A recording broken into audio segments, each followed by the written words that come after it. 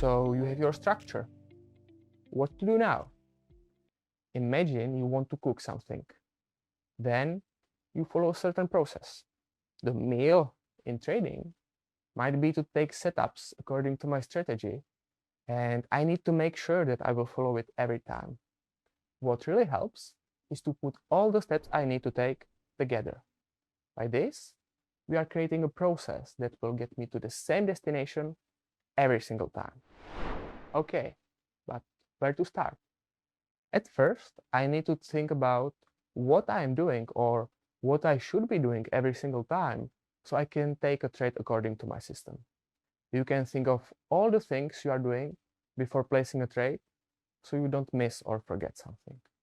The more specific, the better. Let's have a look at how such a process might look if we take an example of process of one of my clients. Check the mental state. How do I feel right now? Am I experiencing any emotions? Check the news. Check the last daily high and low. Mark the zones. Set the alerts. Where I put stop loss and take profit. What risk I'm willing to take. Calculate the position. Wait for the outcome of the trade. Journal the trade. Please do keep in mind that this is just an example of how such a defined process might look like. Once we have the process set, then it's about developing a procedure that you will follow every single time. There is, however, one very efficient tool we can use to do this, and it's called checklist. So how do we create it? Since we have properly defined the process, then it's very easy.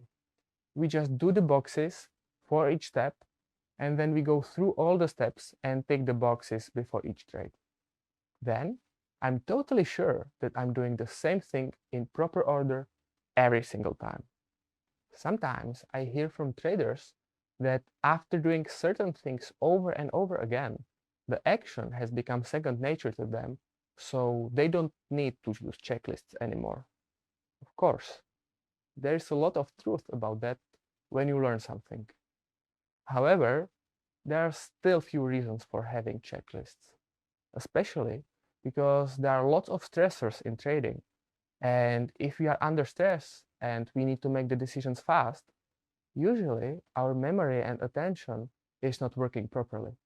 So it's very easy to make certain human errors.